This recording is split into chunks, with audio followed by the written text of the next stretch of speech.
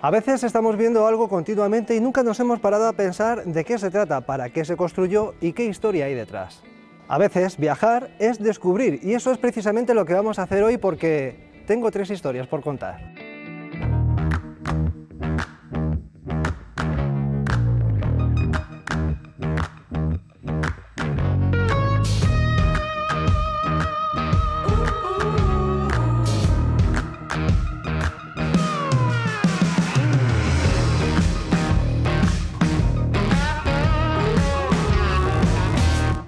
Iglesias románicas las hay muchas en Castilla y León y todas con un gran valor artístico, pero hay una de ellas en Segovia con una planta dodecagonal que nos ha llamado la atención.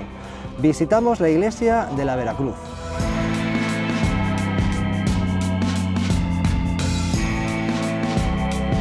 El trabajo de la alfarería hasta no hace mucho era esencial, un trabajo que dependiendo de la zona tenía su propio estilo. Esto es lo que ocurría, por ejemplo, en Quintana Redonda con su cerámica negra.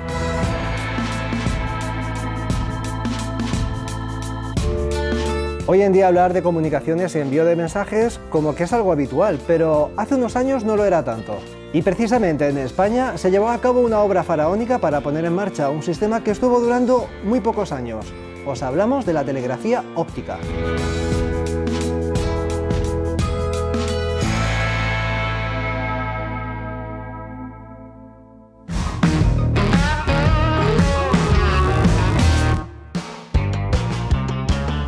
Para empezar el programa de hoy nos hemos ido a las inmediaciones de Segovia, una ciudad con mucho que ver.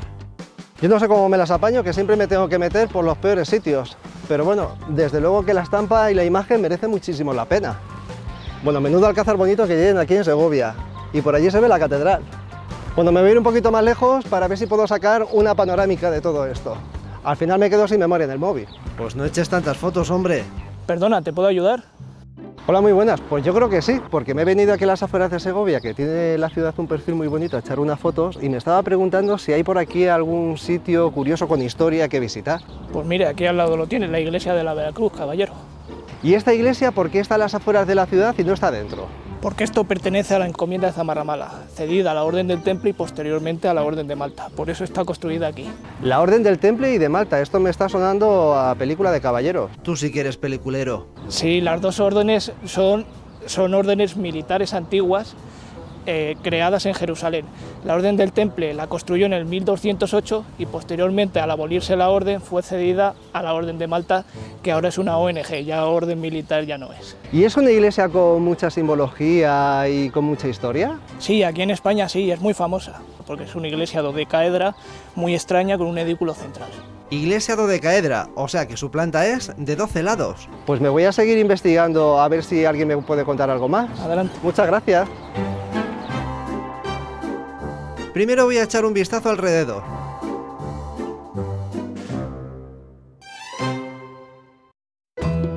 Esto de aquí parece ser que es la zona de la cabecera. A ver, que os voy a contar algo muy curioso, si no me caigo. Estoy dando una vuelta por alrededor de la iglesia y me he encontrado con una especie de tumbas que están justo aquí en esta parte. Yo no sé si esto tendrá algo que ver con la construcción del templo aquí. He quedado con Carmen, que me lo va a contar. La verdad que me da por pensar que puede ser que tuviera algo que ver, porque al fin y al cabo se estaba reutilizando un lugar sacro. Pues eso, que me voy con Carmen, que es la jefa del archivo de la Orden de Malta.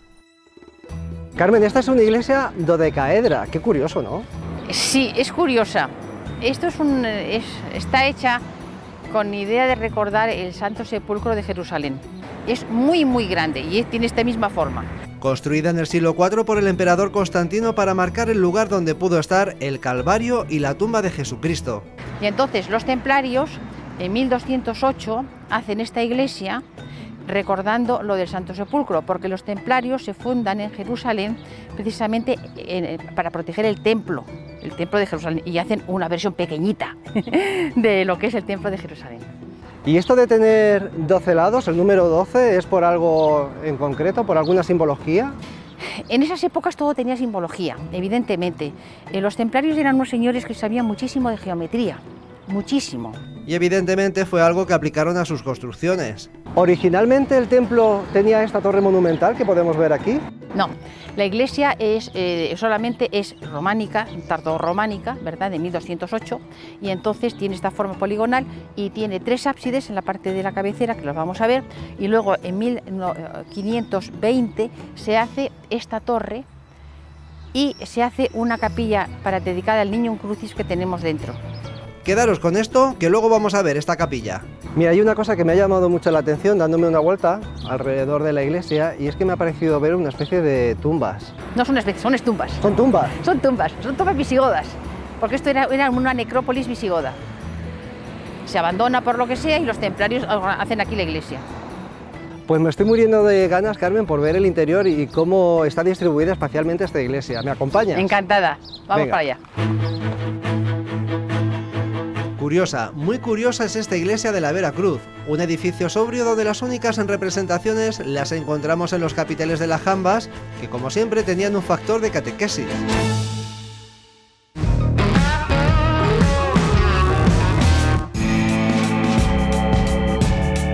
Llegamos a las inmediaciones de Segovia buscando un sitio con historia y lo encontramos. Pues mire, aquí al lado lo tiene, la iglesia de la Veracruz, caballero. Una iglesia muy curiosa que fue construida por los templarios imitando una construcción muy antigua. Está hecha con idea de recordar el Santo Sepulcro de Jerusalén.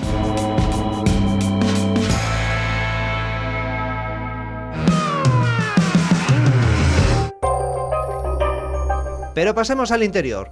Esta no es una iglesia ni de cruz griega, ni latina, ni de planta basilical como estamos acostumbrados a ver. Es centralizada, pero el altar no lo tiene en el centro, sino que ahí se sitúa otra cosa. Voy a seguir con Carmen para que me lo cuente. Carmen, ya desde el exterior nos daba el templo una pista, pero una vez que paso te puedo asegurar que es la primera vez que veo una iglesia con esta distribución espacial. Porque es única. En Tomar, Portugal, hay otra parecida. Es que está hecha, como decía antes, a imagen del templo de Jerusalén, en pequeñito.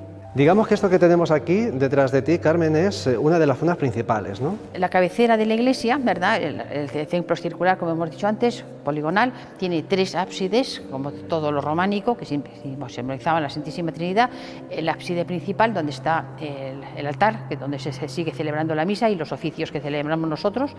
El ábside de la izquierda lo preside San Juan, está el sagrario. El ábside de la derecha lo preside la Virgen de la Paz. Hasta aquí todo normal, pero ¿hay algún otro espacio principal? Claro, lo más importante y lo más llamativo es el edículo central, que se llama a esta estructura que tenemos dentro de la iglesia, porque el sepulcro de Jerusalén es una basílica muy grande que engloba el Calvario y donde estuvo el sepulcro, el sepulcro donde estuvo Jesús. Y entonces por eso tiene este edificio integrado. El edículo central es esta gran estructura que encontramos en el centro. Además es una estructura como con 2 alturas. Exactamente, siempre pensando en Jerusalén. Abajo estaba el sepulcro y arriba pues tiene una pequeña capillita, y entonces ahí tenemos una pequeña capilla. ¿Esa capilla para qué servía? No se sabe bien. Hay un altar donde se celebra algún tipo de misa, quizá una ceremonia un poco más privada, para lo que sea. Esto lo hacen los templarios. Sabemos poco de los templarios porque se acaban en 1113. Entonces resulta que el papel está empezando. Y hay documentos en Roma, todos los que quieras, por supuesto, de los templarios, pero no es tanto ya como cuando se prolifera el papel y la documentación es mucho más prolija. Otra de las cosas que me llama la atención es que estoy viendo que hay policromía. ¿Son pinturas originales? Sí, son pinturas originales, lo que queda. El problema de esta iglesia es que cuando la orden, porque esto pasa a la Orden de Malta en 1518. Los templarios, el Papa los extingue y entonces el Papa dice que todo lo de los templarios tiene que pasar a la Orden de San Juan de Jerusalén, de Rodas y de Malta, porque también se fundó en Jerusalén, un poquito antes que los templarios. Entonces, como herederos del temple, heredamos la Orden de San Juan de Jerusalén, que hoy día se llama de Malta, heredamos esto. Y el problema es que en 1802 el rey Carlos IV decide quedarse con la Orden de Malta en España, porque ya se ha invadido la isla por Napoleón, la orden está dispersa en toda Europa y entonces se queda con la orden y con todos sus bienes.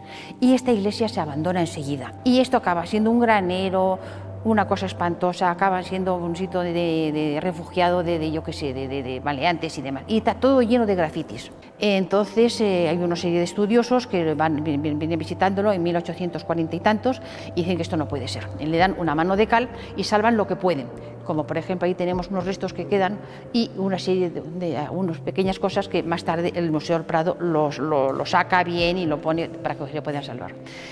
Luego, en 1919, el rey Alfonso XIII lo declara monumento nacional, porque claro, es único, no puede ser.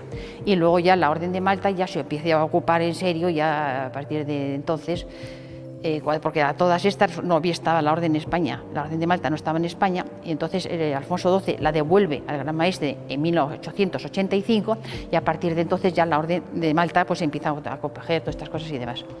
Y ya poco a poco se fueron recuperando algunas de estas pinturas y te pregunto... Sí, lo que se pudo recuperar. ¿Y el Cristo que tenemos ahí en el ábside principal es el original? Es original, sí. ¿Y cómo pudo ser que se conservara? Pues estaba un poco en alto, seguramente.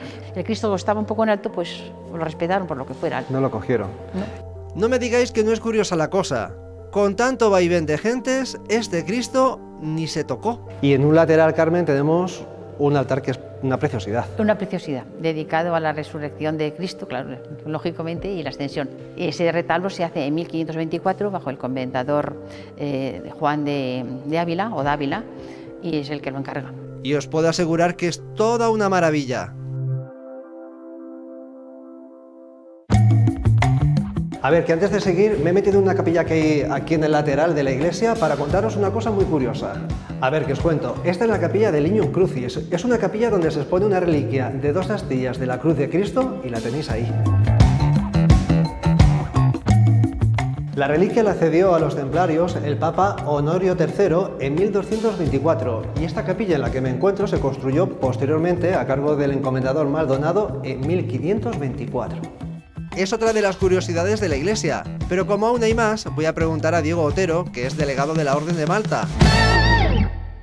Y lo voy a hacer justo en lo alto de la estructura central. Diego, hay una cosa que quiero que me expliques. ¿Por qué en el interior de esta iglesia hay tantas banderas? Bueno, pues muy fácil, porque nosotros estamos hablando ahora, pensemos que la Orden de Malta tiene 900 años de historia. Entonces estaba dividida la Orden en diferentes territorios, que en aquella época se llamaban leguas, entonces, o lenguas. Entonces, cada una de las banderas que tenemos aquí son de las antiguas lenguas. Es por eso, es el recuerdo de los diferentes territorios que pertenecieron a la Orden. ¿Cuándo se fundó la Orden y quién la fundó? La Orden de Malta surgió hace 900 años, en 1113, cuando las cruzadas se vio la necesidad de que todos los heridos, los enfermos, que ocurrían durante las cruzadas en Jerusalén, tuvieran un sitio donde se les atendiera. Se creó un hospital para poder curar a toda esta gente que en las batallas, las campañas o simplemente en su vida normal se enfermaba. O sea que en su origen fue una orden hospitalaria. Y desde entonces hasta ahora, con diferentes vicisitudes por supuesto, tenía esa misión junto con la defensa de la fe. A ver, os cuento, yo hasta ahora conocía algunas órdenes templarias, como la Orden de Calatrava, la Orden de Santiago, y yo te pregunto, ¿qué diferencia hay entre la Orden de Malta y estas otras órdenes? Bien, bueno, no es una orden templaria, coincidieron en las cruzadas, coincidieron en la historia, pero no tiene nada que ver una con otra. La Orden de Malta, que en su nombre completo es Soberana Orden Militar y Hospitalaria de San Juan de Jerusalén, porque se nació en San Juan de Jerusalén. También se llamaba de Rodas y finalmente de Malta, dependiendo del sitio en el que estaba situado. La diferencia con esta orden, con los templarios, es que, lo que estoy diciendo, su misión inicialmente no era una misión guerrera. Luego sí, tuvo que guerrear porque, claro, ellos tenían que defender a los heridos y a los enfermos y a los necesitados de las hordas que les atacaban. Y luego también había esa parte de defensa de la fe, que es lo que ya fue derivando, pero siempre manteniendo el tema hospitalario, en que participaban en las guerras de religión para defender en aquella época al cristianismo. ¿Esta orden desapareció, luego nunca ha desaparecido? Nunca ha desaparecido, ha tenido tiene 900 años de historia una detrás de otra. ¿Cómo va a desaparecer si estoy hablando con un delegado de la Orden de Malta? Ay. Bueno, ¿y ahora qué es lo que hacéis? Pues ahora seguimos haciendo lo mismo que hemos hecho estos 900 años. Que sigue manteniendo ese espíritu de cuidar a los enfermos y a los necesitados. De hecho, hay una cosa muy bonita, y es que nosotros llamamos a los enfermos y a los necesitados nuestros señores enfermos, nuestros señores necesitados, porque así como otras órdenes su señor fuera, nosotros nos debemos a los necesitados y a los enfermos. La Orden de Malta es una orden internacional, como es lógico. Hay que pensar que está en 46 países y en todos los continentes. Hay caballeros de la orden y voluntarios. Caballeros y damas, no nos olvidemos de las damas. La gran diferencia de la Orden de Malta, para todas, que ahora os explicaré todas sus obras que hace en ayudas, es que la Orden de Malta es soberana. Quiere decir que es como un Estado, pero sin territorio. Quiere decir que puede actuar en cualquier país sin tenerse que meter en política. O sea que estamos hablando de una organización que puede operar en todo el mundo. ¿Qué es lo que hacéis aquí en España? Bueno, aquí tenemos 900, en España solamente 900 voluntarios y 700 caballeros y damas, que estamos dedicados a obras de beneficencia. Pero vamos, tenemos comedores sociales, tenemos una residencia de ancianos. Y luego tenemos una cosa muy interesante, Camino de Santiago. Camino de Santiago tradicionalmente estaba lleno de hospitales de la orden y de iglesias que pertenecían a la orden, por donde iban pasando los peregrinos. Ahora mismo tenemos 2 albergues, por supuesto gratuitos, y estamos empezando con un tercero.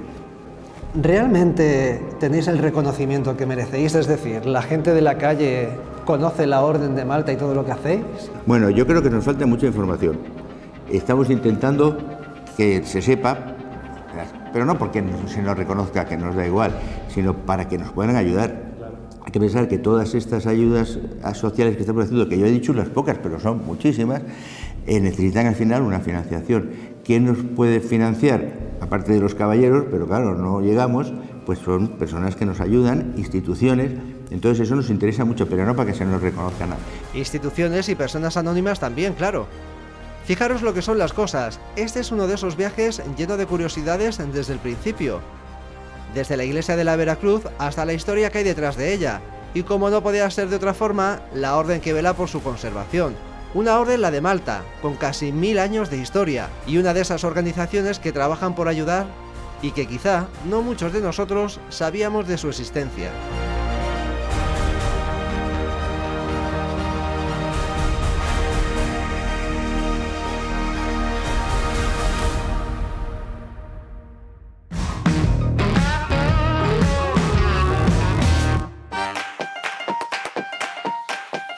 Como ya sabéis, en este programa visitamos muchos sitios y conocemos a más personas.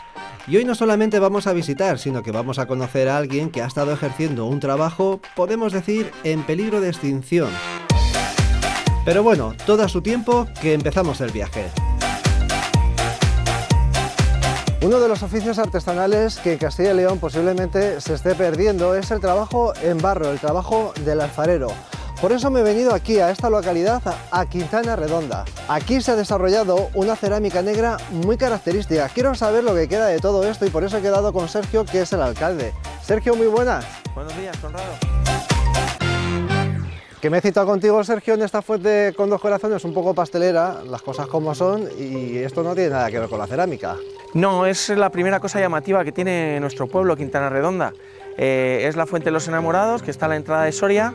Y yo creo que en nuestro pueblo hay 2 lemas importantes. Uno es el de la Fuente de los Enamorados, que dice que si de este agua beberás y pronto te casarás, y si estuvieses casado seguirás enamorado. Y otro que es, gracias a vuestra visita, que es la cerámica, que es Quintana Redonda de tierra colorada, cántaros negros. ¿Y si no me quiero casar y quiero seguir enamorado, puedo o no? No se puede haber de todo, pero vamos, son los 2 lemas tradicionales de Quintana. Yo me sé otro. El día que te casaste, buena cadena echaste. Bueno, vamos al tema que nos ha traído aquí. ¿Qué hay de la cerámica negra? En su día, pues lo que te he dicho, el lema, hubo un alfarero que tradicionalmente era Evelio, y porque de la tierra colorada, gracias a al oxígeno, al quitar en el tiempo de cocción, salían los cántaros negros. Me has nombrado a Evelio, pero de todo esto, ¿qué es lo que queda? De todo esto queda el Museo de la Cerámica, que es una recopilación de más cerámicas aparte de la nuestra, y que gracias al Grupo de Acción Local, ADEMA, lo integramos en los museos vivos para ganar disponibilidad a todos los que de verdad quieren visitar Quintana, tienen atracción por la cerámica y quieren conocer distinta historia. Y así se puede visitar en cualquier momento registrándose en museosvivos.com y solicitando la clave de acceso. Pues nada, que me voy a ir al museo que tenéis aquí de cerámica, pero antes, Sergio, voy a beber agua. Yo no me quiero casar, pero bueno, quiero seguir enamorado. Prueba, a ver. Bueno, no me quiero casar, pero en fin. Que sí, que ya lo has dicho. Pues nada, llega el momento de entrar en Quintana Redonda con la imagen en la cabeza de una cerámica negra que, si os digo la verdad, va a ser la primera vez que vea. Pues sí, sí que va a ser importante la cerámica en este pueblo. Mirad esta fuente con un cántaro. El alcalde me ha dicho que hay un museo aquí en Quintana y qué mejor que para conocer toda esta tradición de la cerámica negra que ir a verlo. Un museo alojado en el edificio de las antiguas escuelas y que por su aspecto exterior parece bastante grande y donde he quedado con Susana. Susana, ¿qué museo más majo tenéis aquí? Sí, efectivamente, hace unos 20 años que se reformó las antiguas escuelas del municipio y decidieron crear este museo con una tecnología bastante avanzada para lo que era hace 20 años. La verdad es que todavía sigue siendo bastante puntera. ¿Y el visitante que accede al museo, qué es lo que puede encontrar? Cuando entramos en el museo podemos acceder a una sala en la que hay 3 televisiones, en las que podemos ver un vídeo en la que nos explica el municipio y los 10 barrios que contiene y su localidad. ¿Vale? También hay una muestra de lo que es la cerámica y las antiguas ruinas que se encontraron en la villa tardorromana que está en Las Cuevas. Las Cuevas es una de las pedanías de Quintana y allí hay una gran villa romana. Después subiríamos a la planta de arriba y en la salita de fuera lo que vemos es cerámica tanto de Quintana como de Tajueco, ¿vale? Que se ha hecho como una comparativa entre las 2 clases de cerámicas que había aquí. Y luego ya por último podríamos entrar en esta sala en la que tenemos lo que es la cerámica típica de aquí de Quintana, que es negra. En aquellas televisiones veríamos el proceso de la cerámica y también ahí en esos paneles lo que conseguiríamos ver es el calendario del alfarero durante todo el año, desde que inician cuando cogen la arcilla, cómo la van elaborando, cómo la van trabajando y cómo van realizando el proceso hasta llegar a la cerámica. ¿Y qué diferencia hay entre la cerámica de Tajueco y la de Quintana? Lo que más caracteriza a la cerámica de Quintana es que es negra y es debido al tipo de cocción que le quitan el oxígeno. Se puede encontrar de muchas formas la cerámica. A ver, las formas en las que están es lo que antiguamente se utilizaba. Tienes el mortero, tienes donde se guardaban los caracoles, donde se bebía el agua. O sea que esto de aquí era para guardar los caracoles, una caracolera. Sí, exactamente. Y luego guisarlos y comerlos. Eso mismo, sí. Ya estás pensando en comer, siempre igual. Este es el bebedero de las gallinas, pues yo qué sé, pues todo lo que se utilizaba. Antiguamente todo lo que se utilizaba era todo en barro y depende, pues se iban haciendo. ¿Y también tenéis las herramientas que los alfareros utilizaban para hacer todos estos cacharros? Sí, hay una pequeña muestra de las herramientas debajo de las televisiones que nos van explicando el proceso que realizaba el alfarero y debajo de ellos se ve en cada proceso utilizaba un tipo de herramienta y ahí tenemos una pequeña muestra de ello. De entre todo lo que hay aquí en el museo, ¿cuál es el objeto que a ti te gustaría llevarte a tu casa? Tengo este, que me lo hizo Evelio, me lo regaló y lo tengo con muchísimo cariño. Y me chocó muchísimo cuando vine la primera vez el de los caracoles, porque no lo había visto nunca, entonces sí. Oye, yo que vengo de una tierra de botijos, ¿también se hacían botijos? Sí, también los tienes un poquito más para acá, los tienes. Y sí que se hacían botijos. Pues ya habéis visto que para darse cuenta de la importancia que tuvo la alfarería en la zona, este es el mejor sitio.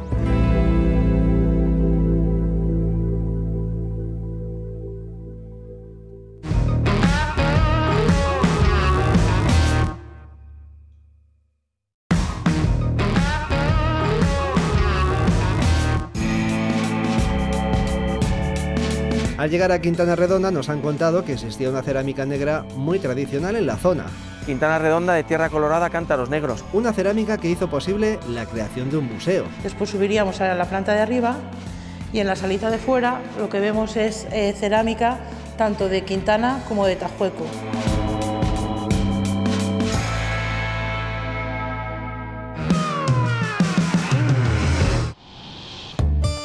Ha llegado el momento de salir del Museo de la Cerámica y seguir el viaje. No me digáis que no es curiosa la cerámica negra de Quintana Redonda. Susana me ha dicho que ese color tan característico se adquiere por el grado de cocción. Pues bien, para contaros todo esto he quedado con quizás el último artesano que la trabaja. La verdad que con muchas ganas me dirijo al taller de Evelio y con muchas dudas y curiosidades que quiero compartir con él para saber más acerca de esta cerámica tan peculiar. Evelio, que llevo escuchando de ti desde que llegué aquí a Quintana y por fin te conozco. ¿Podemos decir que eres el último alfarero que trabaja la cerámica negra? Se puede decir, sí.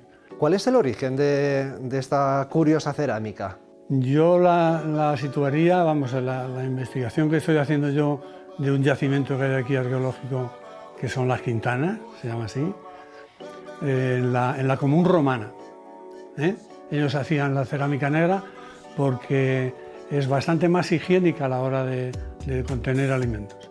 Pero tú esto lo sabes ahora. Lo sé ahora y esto no es algo inédito, quiere decir que es una investigación que estoy haciendo yo precisamente por las bocas de los cántaros muy antiguos de Quintana y las que yo encuentro ahí en superficie en las Quintanas, en el yacimiento arqueológico. Pues habrá que estar atentos a esta investigación. ¿Pero cuándo empezaste tú a trabajarla? Pues yo empecé en el 83, yo empecé con 40 años. Un poco tardío, ¿no? Tardío. Un poco tardío, pero yo tenía una deuda con mi tío abuelo, Cosme Barranco, que era alfarero, y le rompí una vez 2 cántaros, que le ayudábamos a llevarlos, y tenía una deuda y digo, esto se lo tengo yo que... Y porque además, pues es una pena, ¿no? Que esta es la cerámica negra más meridional, es decir, es la más abajo de la península ibérica. O sea, que me estás diciendo que en tu familia ya la trabajaba. Sí, mi tío abuelo, Cosme Barranco, incluso uno se fue a América, uno de ellos, tío abuelo, y yo creo que hicieron cántaros negros en la Argentina. Oye, Evelio, y durante todos estos años, ¿qué tipo de cacharros has hecho? Pues he hecho todo lo tradicional de Quintana, es decir, cántaros, cantarillas de carretero, que se llama, que es una catarraña. La llamaban así los gitanos. Es muy curioso porque... O castaña también le llamaban, es la forma de castaña. Y jarras, cantarillas, botijos, como este que hay aquí. Botijos que hacen el agua... O sea, puedes estar 20 años bebiendo agua en un botijo negro y nunca sabe al barro. Lo que pasa es que no refresca tanto el agua porque tiene menos porosidad. Está muy cocido. Bueno, lo que se gana por un lado se pierde por otro. Y en todos esos cacharros que has hecho en estos 40 años, ¿le has puesto nombre alguno? Le puse Evelina a esta pieza. ¿Evelina? Evelina, sí, de Evelio, ¿no? Es una pedantería, pero es una pieza que he vendido mucho. Le hago decoraciones y, bueno, queda muy bien. Es por un fallo, además, ¿no? Cuando aprendes no sabes tirar bien del barro, esto se queda muy flojo y cuando lo vas a coger, se abolla. Y entonces la tiras, pero una vez estaba así, digo, joder, pues sí, queda una pieza bien bonita. Lo que son las cosas. De algo accidental salió una pieza bien bonita. Ahora, si podemos, hacemos una para que veáis cómo el efecto que... Ah, ¿que tenemos el torno preparado? Sí, lo tengo preparado. Oye, pues enséñame un poco y te sigo preguntando. Vale, de acuerdo. Pues eso, dejemos a Evelio que se ponga la indumentaria y se prepare, que tengo más preguntas que hacerle. Pues Evelio, ya que te tenemos en el lugar idóneo, si quieres te vas pudiendo hacer algo y te sigo preguntando. De acuerdo. Venga, pues. Una de las características de esta cerámica negra es el color. A mí me han dicho que el color se adquiere por el grado de cocción. ¿Esto es así? Sí, es porque es una carbonación. Se cierra el paso del oxígeno cuando está ya a 1000 grados o a 950. Al no haber oxígeno y haber una materia orgánica en combustión muy lenta, produce ese es el efecto que hace que el cántaro salga negro. O sea, que nadie piense que está pintada, que no. Tú me has dicho antes que lo aprendiste de tu familia, a los 40 años. ¿Va a haber relevo generacional? Yo intenté hacer una escuela para enseñar a la gente. La burocracia y la política me lo impidieron. O sea, a los artesanos, y eso sí creo que no se nos ha tratado muy bien, que digamos, ¿eh? Espero que mi hijo algún día, no tardando mucho, porque los años no pasan en balde, se decida a hacerlo, no sé, si no es de una manera continua, por lo menos aquí tiene una alfarería y se decida a hacerlo. ¿Pero quiere o no quiere? Sí, esto quiere, es lo más importante. Sí quiere, tiene interés y sabe hacerlo. ¿Te siguen llegando encargos a pesar de que tú ya estás jubilado? No cojo encargos porque, aunque, bueno, en esta artesanía te hacen encargos que es tremendo. Yo tengo un montón de piezas que me he quedado de los encargos que me han hecho, que es la hostia, por decirlo de alguna manera. Yo mismo le haría más de uno, la verdad. ¿Qué sientes al tocar el barro y a la masa? Es muy placentero, ¿eh? Pero es que además ver cómo evoluciona o sea, cómo puedes cerrar, cómo puedes ir cerrando la boca.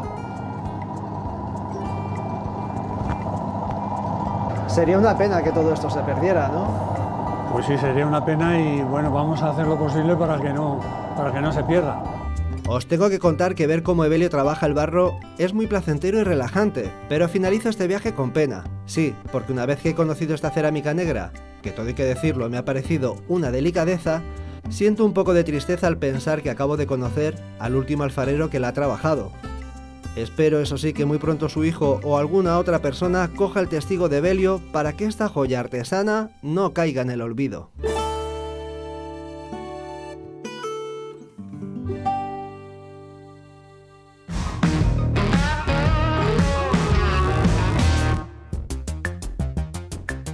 Os adelanto que este viaje no os va a dejar indiferente. Y para empezar, os voy a dar una pista. ¿Veis esto que tengo aquí atrás? Pues bien, os tengo que decir que no es un castillo, ni una torre medieval, ni nada por el estilo. Seguro que no os imagináis lo que es. Pues os tengo que decir que no os lo voy a contar, porque este es el final del viaje y claro, qué mejor que empezarlo desde el principio. Pues como tiene que ser, y para ello os cuento que nos hemos trasladado a la localidad de Villazopeque.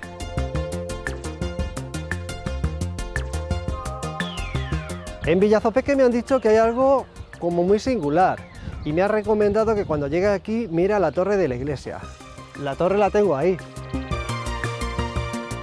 A ver si ahora que la estáis viendo vosotros me podéis echar una mano porque, a ver, tiene campanas, como las torres de las iglesias, otra campanita en la parte superior y poco más. ¿Qué os jugáis a que me han hecho de venir aquí en balde? Yo no sé, pero es que este programa...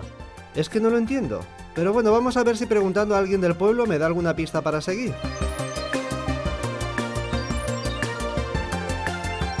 Muy buenas. Hola, buenas. ¿No serás de aquí de Villazopeque? Sí, señor, de Villazopeque soy. A ver, que yo vengo aquí a Villazopeque porque me han dicho que me quede mirando la torre, que tiene algo especial. A ver, la torre es bonita, la iglesia también, pero yo por más que miro la torre no veo nada. Bueno, la torre tiene algo particular, que es que en su día fue telégrafo óptico, que unía las comunicaciones que venían desde Irún a Valladolid, Madrid. Una torre de una iglesia que servía para algo así como telégrafo óptico. Me acaba de dejar todo loco. Me has dicho el telégrafo óptico. ¿Esto qué es? El telégrafo óptico era visual, que visualmente se veían unos números, unas consignas de un lado a otro y se iban comunicando. Se mandaban mensajes a través de las torres. Exacto.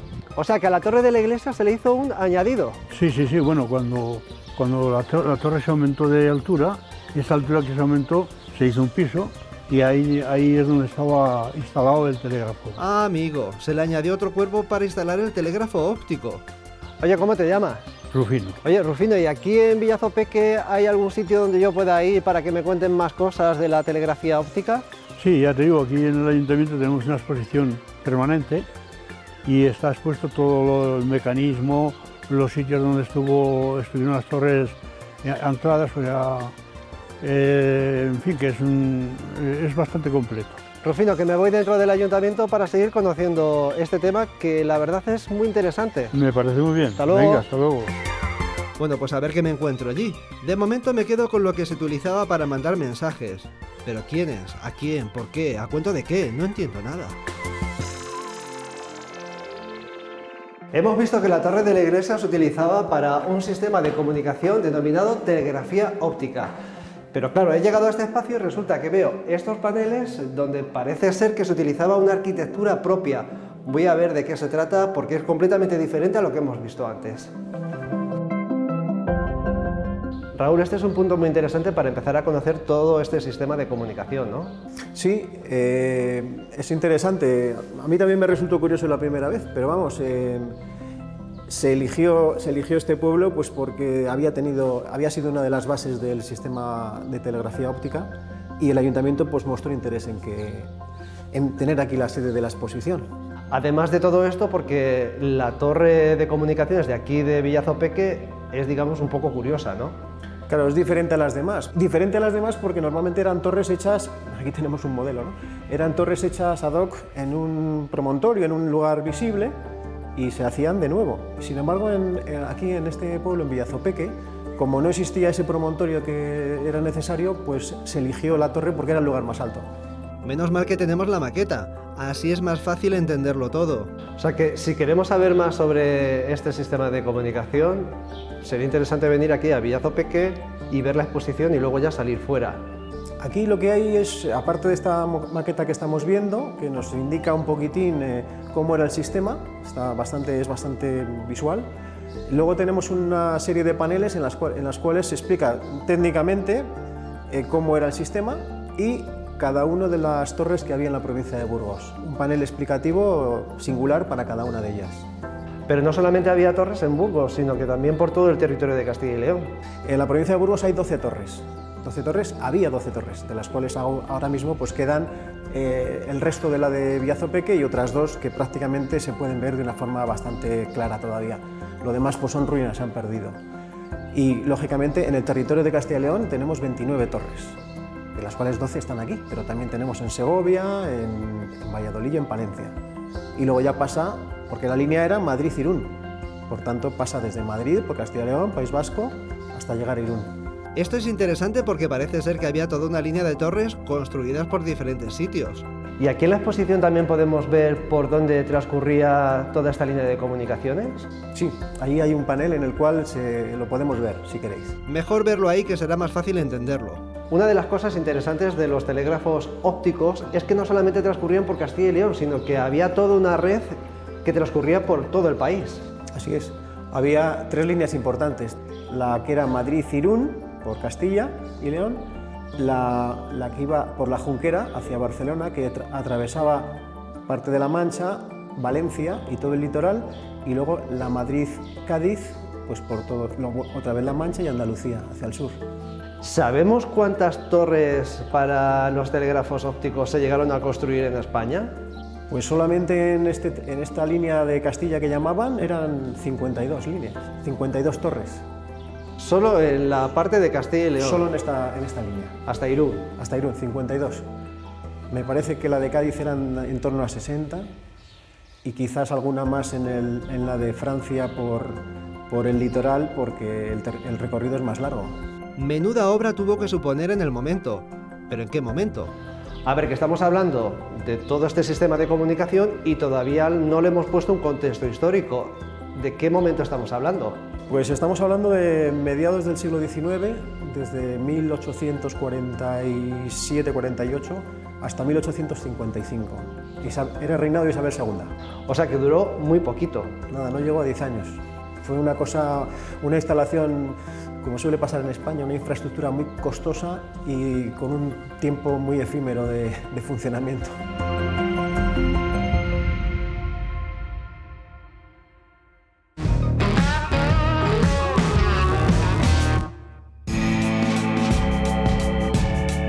Para el viaje de hoy me aconsejan viajar a Villazopeque y fijarme en la iglesia. Tiene campanas, como las torres de las iglesias, otra campanita en la parte superior y poco más. Resulta que la torre se utilizó como infraestructura de comunicación. Bueno, la torre tiene algo particular, que es que en su día fue telégrafo óptico. Una telegrafía óptica que trajo consigo la construcción de toda una red de torres por todo el país. La que era Madrid-Irún, por Castilla y León, la que iba por la Junquera hacia Barcelona, que atravesaba parte de la Mancha.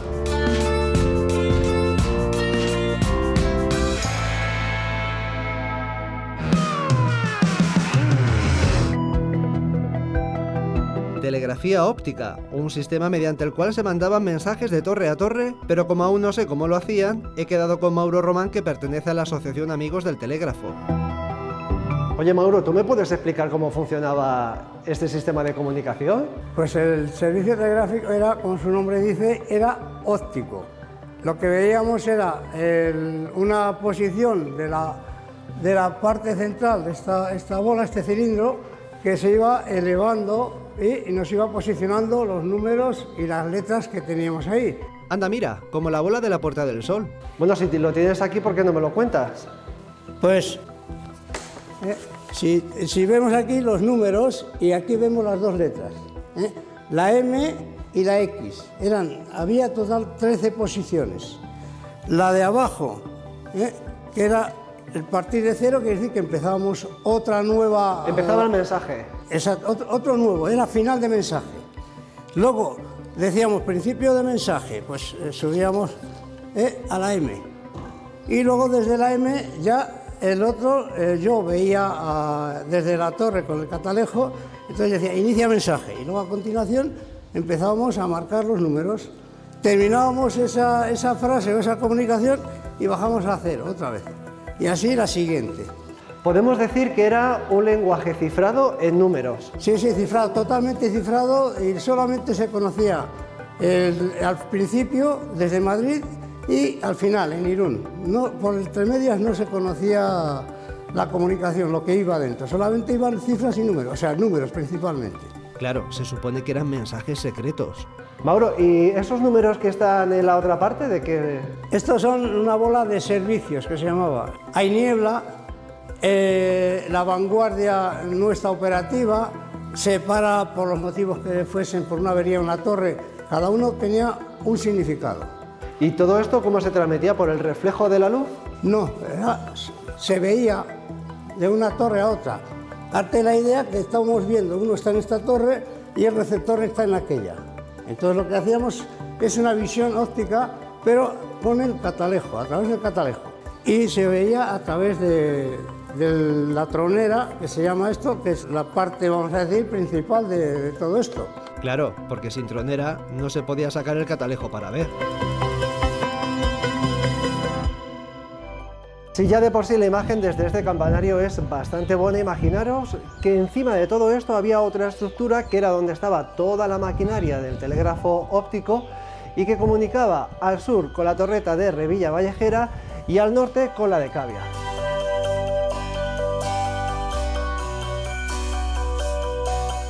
Creo que ya tengo toda la información como para salir a ver in situ una de esas torres. Unas torres de las que aún siguen quedando restos y un gran interés porque se conserven. Esta que estáis viendo es la de Tariego y aquí he quedado con Miguel Moreno. Miguel, hasta el momento lo que hemos visto ha sido la torre de la iglesia de Villazopeque y también fotografías de las arquitecturas de las diferentes torres que salpican la península ibérica. Aquí a los pies tenemos una de ellas. Efectivamente, esta de Tariego es una que todavía se ve cómo era la estructura. Arquitectónicamente, ¿cómo eran estas torres? Pues eran casi todas iguales en toda España, porque hay un plano general que se mandaba para que se hicieran todas del mismo estilo. Y entonces vamos a imaginarnos lo que es una torre cuadrada que tenía unos 6-7 metros de ancho y tenía unos 10 metros de alto, más luego todos los aparatos que iban por encima. La planta baja no tiene entrada, la planta baja lo único que tiene son unas troneras para los fusiles para defenderse, porque claro, pues si les atacaban. Hay que tener en cuenta que estamos hablando de la Primera Guerra Carlista, era un momento complicado. Y entonces se entraba por la segunda planta, con una escala, se recogía la escala, se cerraba y quedaba fortificada. La segunda planta era donde ellos hacían la vida, los funcionarios que estaban allí para manejarlo, y luego había un piso superior donde ya desde ahí se manejaban pues, todos los cables y demás para que se movieran y fueran marcando los números correspondientes. Y os estaréis preguntando, ¿por qué no se instaló el telégrafo eléctrico que ya estaba inventado? Pues porque el telégrafo eléctrico te lo pueden cortar en cualquier momento, y como estábamos hablando de las guerras carlistas en el norte de España, en Cataluña y demás, pues claro, era muy frágil. Entonces dijeron, no, este es un sistema mucho más sólido, y efectivamente aguantó bastante bien los embates, porque sí que hay incluso testimonios de carlistas que dicen, vamos a saltar la torre de la brújula y tal, pero bueno, estos se defendían como podían, y entonces pues hombre, tampoco había gran artillería, y era un sistema pues defensivo, pero pensado lógicamente para la transmisión de mensajes. El mayor problema que tenía esto era la niebla.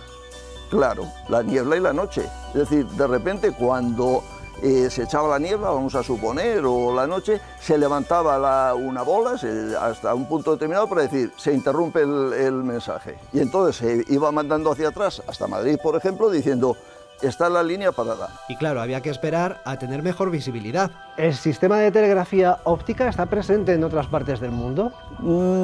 Yo creo que esto lo han tenido desde los egipcios, los romanos, todos han tenido sus sistemas de mensajes, a lo mejor con humo, con fuego, con espejos. Los espejos se siguen utilizando todavía en algunos sitios y demás. Pero es muy curioso porque recientemente desde México nos han dicho que hay también algunas torres similares a estas que hicieron, claro, México entonces era todavía territorio español, y entonces parece ser que algún militar intentó hacer un sistema similar de torres de telégrafo para mandar los mensajes. Telegrafía óptica, qué cosa más curiosa, ¿verdad?